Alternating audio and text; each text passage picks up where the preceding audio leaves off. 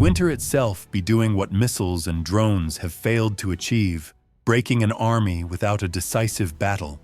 As temperatures across Eastern Europe plunged to historic lows, what military planners once called a seasonal inconvenience has re-emerged as a strategic force, reshaping the war in ways few in Moscow anticipated. This is not merely about snow and ice. It is about how extreme cold exposes the hidden fractures of a war economy stretched to its limits. Audience question: if climate and logistics can cripple an army faster than enemy fire, what does that say about the sustainability of Russia's campaign going into the next year? On the battlefield, winter has arrived not as an ally, but as an uncompromising judge. Along the northeastern front, frozen ground has turned trenches into concrete shells, immobilizing vehicles and forcing troops to adapt minute by minute. Ukrainian units hardened by years of defensive warfare have endured these conditions with disciplined logistics and decentralized command. For Russia, however, the cold has magnified every unresolved weakness: poor supply planning, overstretched transport, and a command structure unwilling to slow operations despite deteriorating conditions. Reports emerging from the Kupiansk axis illustrate the severity of the situation. Russian soldiers were filmed attempting to melt ice from plastic bottles simply to drink. From a military standpoint, this is not a human interest anecdote. It is a red alert. If water cannot reach frontline positions, fuel and ammunition convoys are facing the same barriers. Analysts interviewed by Western outlets note that winter warfare does not forgive improvisation. Armies that fail to prepare months in advance pay the price in visibility, mobility, and morale. Snow has also erased one of Russia's last tactical advantages: concealment. Fresh snowfall creates unmistakable movement trails, allowing Ukrainian drone units to track infantry with chilling efficiency. Operators follow these lines as if reading a map, directing strikes with precision that turns terrain into a liability. Defense analysts point out that in modern warfare, winter no longer hides armies, it highlights them. The equipment picture is equally revealing. Despite claims of vast armored reserves, Russian units are increasingly transported to the front on open trailers powered by civilian-grade engines. Military experts describe this as a symptom of attrition rather than innovation. Armored personnel carriers and infantry fighting vehicles, once the backbone of mechanized assaults, have been destroyed or sidelined by precision strikes. What remains are improvised platforms welded together in workshops far from the standards of modern protection. In cold weather, these deficiencies become fatal as exposure time increases and evacuation windows shrink. This unfolding reality has strategic implications beyond the front lines. NATO planners watching these developments see confirmation of a broader trend: Russia's war effort is being eroded, not by a single decisive blow, but by cumulative stress.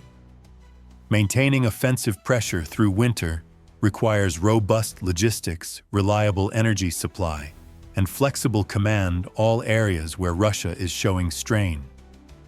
With Donald Trump back in the White House, Western capitals are recalibrating their assessments, weighing how long Moscow can sustain this pace without triggering deeper domestic consequences.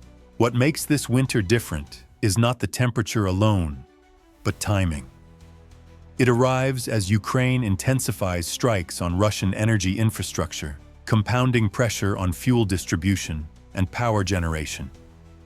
Each frozen convoy, each stalled generator, tightens the knot around a system already under financial and industrial stress.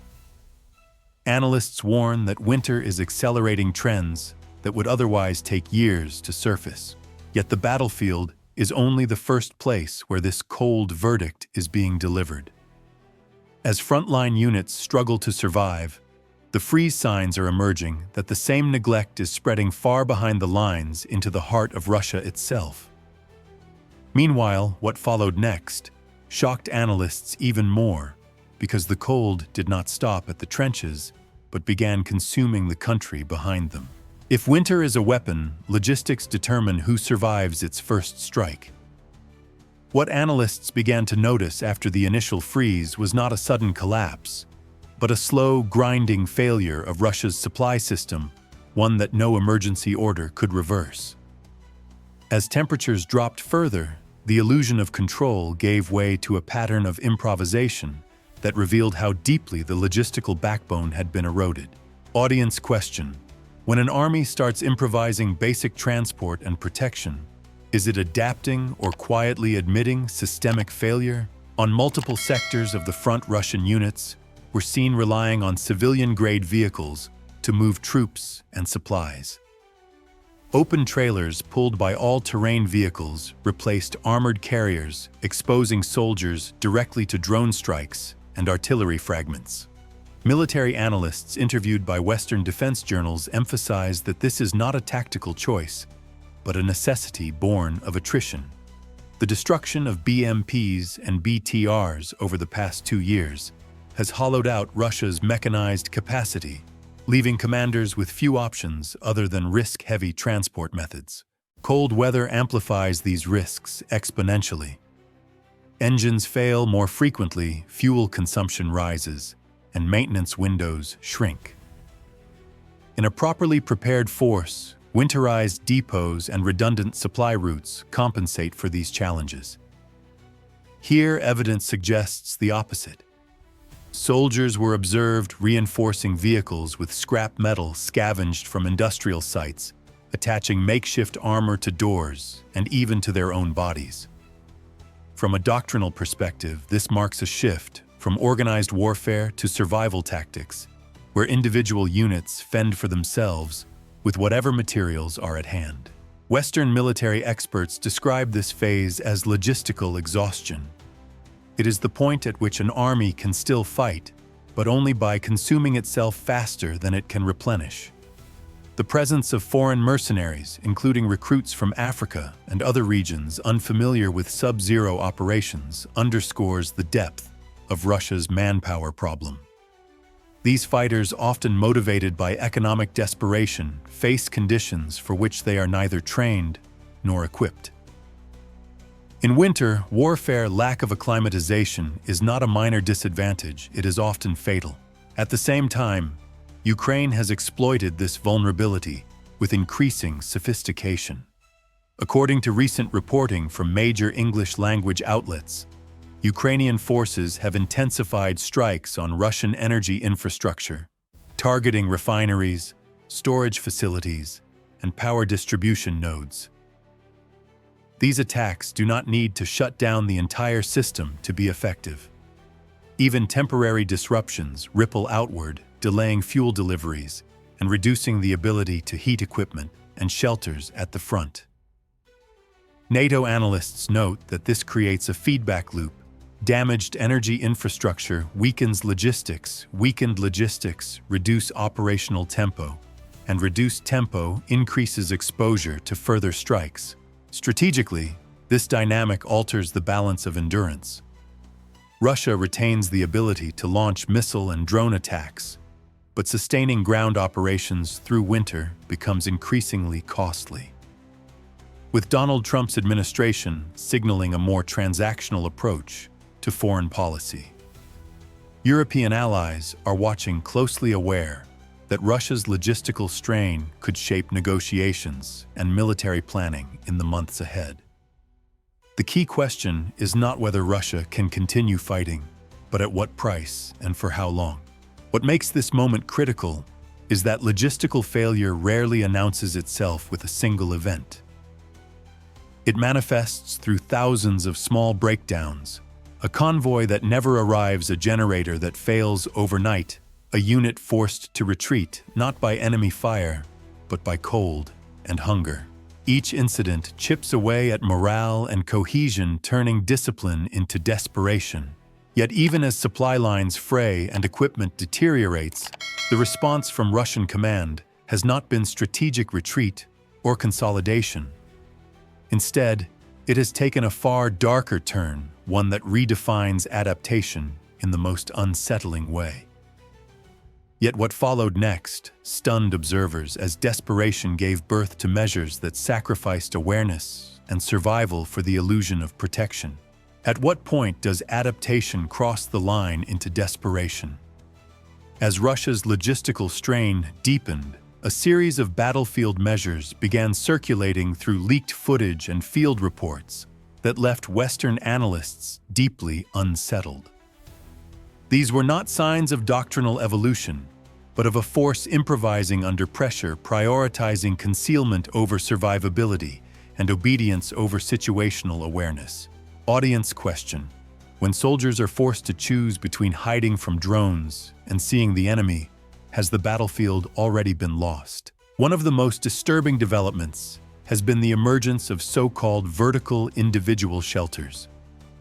These narrow cylindrical pits, sometimes little more than reinforced tubes buried into frozen ground, are designed to mask body heat from Ukrainian drones equipped with thermal imaging. On paper, the logic appears simple. If heat signatures draw kamikaze drones, then reducing exposure might save lives. In practice, military experts describe these structures as tactical dead ends. A soldier sealed into a vertical shelter loses the ability to observe, maneuver, or coordinate. Situational awareness, arguably the most critical asset in modern infantry combat, is reduced to zero. Western analysts point out that concealment without observation is not protection. It is paralysis. When Ukrainian infantry units advance silently, these buried soldiers are unable to respond, retreat, or even signal effectively. What results is not defense, but isolation. This approach reflects a deeper command culture problem. Rather than adjusting operational tempo or consolidating overstretched positions, Russian leadership appears to be accepting higher human risk to maintain pressure on the map. Defense specialists interviewed by major outlets emphasize that true adaptation involves integration, air defense, electronic warfare, mobility, and logistics working together.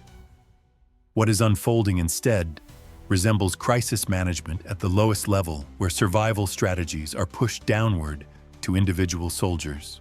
Improvised armor offers another window into this mindset. Scrap metal welded onto vehicles, steel plates strapped to vests, and ad hoc shielding scavenged from destroyed infrastructure have become increasingly common.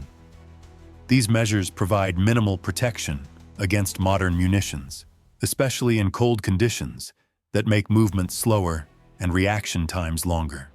Analysts from Military Watch magazine note that such improvisation often signals a breakdown in centralized supply and quality control, hallmarks of an army operating beyond sustainable limits. Meanwhile, Ukraine's technological edge continues to widen.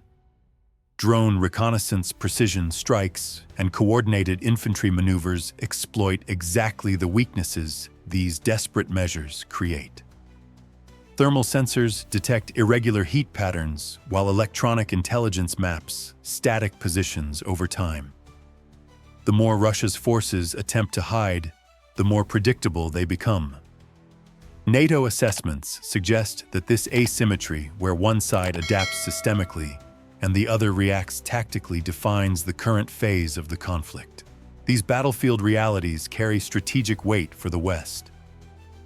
As Donald Trump's administration weighs future commitments, European defense planners are drawing lessons about resilience and preparation. The Russian experience underscores a critical point: manpower alone cannot compensate for neglected logistics, outdated doctrine, and an unwillingness to pause when conditions demand it. Winter, in this sense, has accelerated a reckoning that was already underway. What makes this phase especially dangerous is its psychological impact. Soldiers confined to narrow shelters, isolated from comrades, and exposed to relentless cold experience a form of combat stress that erodes cohesion faster than losses alone. Experts warn that such conditions can hollow out an army even before decisive engagements occur. And yet, as grim as the frontline picture is, it does not represent the full scope of the crisis. The same priorities that force soldiers underground are reshaping life far from the battlefield, where millions of civilians are discovering that the war's cost is no longer distant or abstract. What followed next shocked analysts even more as the freeze tightened its grip, not just on the front, but on the vast territory behind it. How does a country with the world's largest natural gas reserves end up rationing heat to its own citizens, as the war grinds on the consequences of Russia's resource allocation are no longer confined to distant battlefields?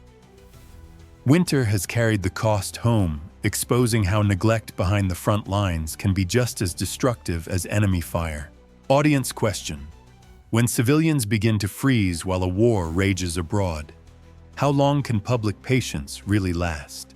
In Siberia, temperatures plunge to levels that strain even the most resilient infrastructure. In the Irkutsk region, thermometers dropped below -50 degrees Celsius as sections of the power grid failed. Officials cited technical malfunctions, but independent analysts pointed to a more uncomfortable explanation. Maintenance budgets had been diverted. Transformers scheduled for replacement remained in service well past their limits, while funds flowed instead toward missiles, drones, and ammunition. Schools closed, emergency heating centers were set up, and families huddled together in apartments designed for conditions that no longer matched reality. Further east in Kamchatka, the crisis took on a surreal quality. Snowfall piled up to the 4th and 5th floors of residential buildings, trapping vehicles and blocking entrances. Municipal services struggled to respond. Snowplows sat idle due to fuel shortages, and personnel gaps slowed cleanup efforts. Residents spent hours digging out cars, only to realize they had uncovered someone else's. This was not merely inconvenience, it was a sign of administrative paralysis. Analysts note that in extreme climates, rapid response is not optional. It is the difference between routine winter and a humanitarian emergency. Even closer to the political center, cracks appeared. In the Moscow region, commuters waited in long lines at bus stops as temperatures fell well below freezing. Buses scheduled to arrive every few minutes appeared once an hour, if at all. When they did, they were so overcrowded that doors could barely close. Social media filled with footage of frustrated citizens documenting their waits, their breath visible in the air as time ticked by. These scenes stood in stark contrast to official narratives of stability and control. The underlying cause, experts argue, is not a single failure, but a pattern. Resources fuel labor financing are being pulled toward the war effort, leaving civilian systems brittle. Recent reporting from major English-language outlets highlights how Ukrainian strikes on Russian energy infrastructure have compounded this stress.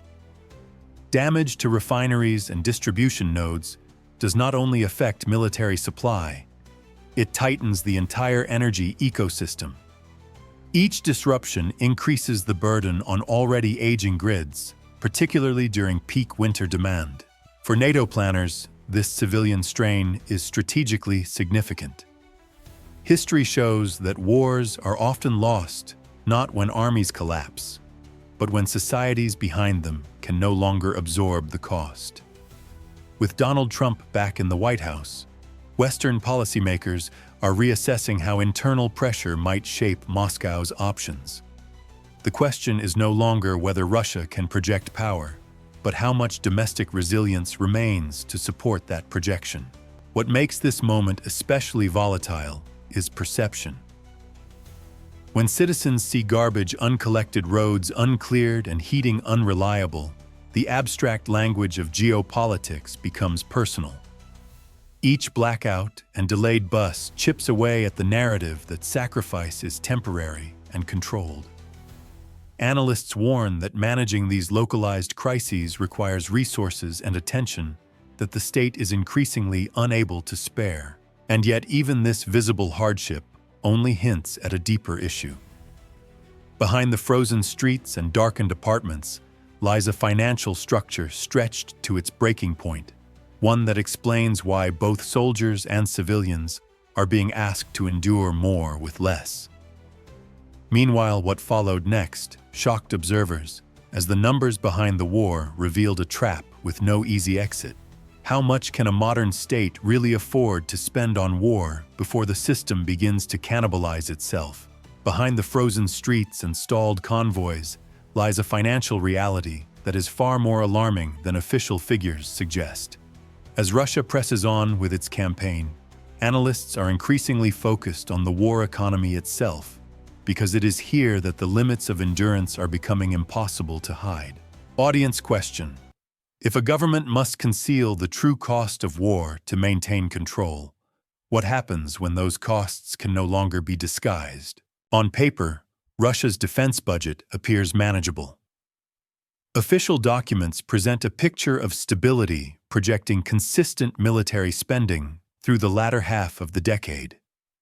Yet Western economists and defense analysts argue that these numbers are carefully curated. When classified expenditures, emergency allocations, internal security funding, compensation for casualties, and off-the-books procurement are included, the real cost of the war balloons dramatically. Multiple independent estimates place total annual military-related spending well above 15 trillion rubles, a scale not seen since the late Soviet period. This matters because the structure of the budget has fundamentally changed. Education, healthcare infrastructure, and regional development have been compressed to make room for sustained warfare. The federal budget is no longer a tool for balanced governance. It has become a mechanism for feeding a single priority. Analysts warn that such rigidity is dangerous. In a flexible economy, governments can shift spending in response to shocks. In a war-locked system, even minor disruptions, energy price fluctuations, higher borrowing costs, or reduced export revenues can trigger cascading failures.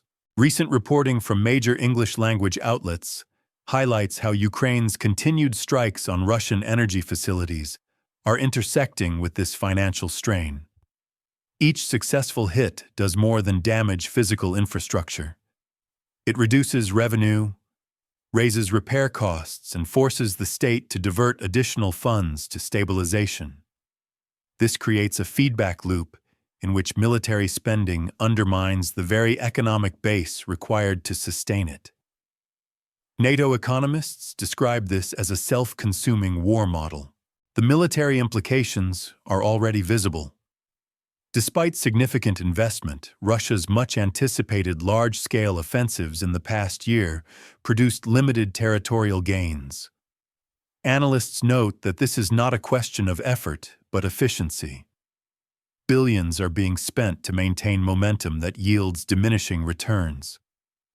The ability to launch missile barrages and drone strikes remains intact, but resource-intensive multi-front ground operations are becoming increasingly difficult to sustain. With Donald Trump's administration signaling a sharper focus on cost-benefit calculations in foreign policy, Western strategists are watching these developments closely. A Russia constrained by budgetary reality may still act aggressively, but its room for escalation narrows. The danger lies in the gap between ambition and capacity. History shows that when leaders pursue maximalist goals without financial flexibility, they often gamble rather than adjust. What makes the current situation especially precarious is timing. The Kremlin continues to forecast stability through the next several years, yet independent analysts see warning signs accumulating now. Inflationary pressure, reduced civilian investment, and rising household burdens are all indicators of an economy under stress. The war may not collapse the system overnight, but it is steadily draining its resilience. And money, crucial as it is, represents only part of the cost. The most irreversible damage may be unfolding, quietly measured not in rubles, but in people, those lost, displaced, or pulled from productive life to sustain the fight. Yet what followed next shocked analysts even more. as the war's human toll began to reveal a future problem no budget could easily fix. What happens to a country when war consumes not just money, but people faster than they can be replaced? As financial constraints tighten, Russia's most profound vulnerability is emerging in the form of human capital loss, a slow-burning crisis with consequences that will outlast any single campaign. Analysts increasingly agree that this more than territory or hardware may define Russia's strategic position in the years ahead. Audience question: if a nation loses its workforce faster than it can rebuild it, can military power alone preserve long-term stability? Casualty figures have long been contested, but trends matter more than exact numbers. Open-source tracking of death notices and regional reports indicates a sharp acceleration in losses through late 2025 compared with the previous year.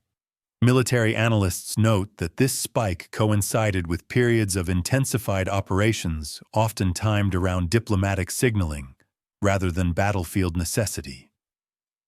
In effect, manpower has become a bargaining chip expended to achieve marginal tactical gains. Equally significant is who is being lost. The composition of casualties has shifted away from professional soldiers toward volunteers driven by economic hardship. Prisoners recruited through opaque arrangements, indebted civilians and migrant laborers promised quick pay. Reports from Western media stress that the voluntary nature of many contracts is misleading. Since late 2022, many agreements bind recruits until the end of the conflict, transforming enlistment into a one-way trap. What begins as economic survival ends as enforced participation. This drain is already reshaping Russia's labor market. Independent economic analyses estimate that the workforce has shrunk by more than 1 million people since the early phase of the war, with projections suggesting a gap exceeding 2 million by the end of 2025. Factories struggle to find staff, productivity slows, and wages rise unevenly, fueling inflation. Recruitment into the military, while substantial, fails to offset demographic decline and frontline losses. Facing this imbalance, the Kremlin is exploring increasingly coercive policies aimed at mobilizing non-working segments of the population between 2026 and 2028. Analysts point out a striking contradiction: efforts to push more women into industrial employment clash with long-promoted narratives of traditional family roles. This tension creates predictable social friction, undermining the ideological cohesion the state relies on to justify sacrifice. Public sentiment reflects this strain. State-linked polls suggest resilience and optimism, projecting an end to the war within a defined timeframe. Independent surveys paint a different picture, showing fatigue, rising support for negotiations, and declining enthusiasm for continued escalation. While repression and information control limit organized dissent, experts warn that consent is not infinite. Local grievances over taxes, services, and living costs are multiplying, forcing authorities to manage unrest piecemeal. For NATO and Western planners, these developments are critical. A Russia constrained by manpower and budget faces diminishing options. It may still conduct short, intense operations, but sustaining multi-front pressure becomes increasingly unrealistic. With Donald Trump's administration emphasizing transactional diplomacy, the intersection of internal weakness and external pressure could shape future negotiations more than battlefield maps. The connection between the soldier melting ice on the front and the family shivering in a dark apartment thousands of kilometers away is not symbolic, it is structural. It reflects a hierarchy of priorities that favors persistence over preservation. History offers a sobering parallel: empires often falter not at the moment of military defeat, but when their social and economic foundations erode beyond repair. What followed next, analysts warn, may determine whether this frozen silence holds or finally fractures under its own weight.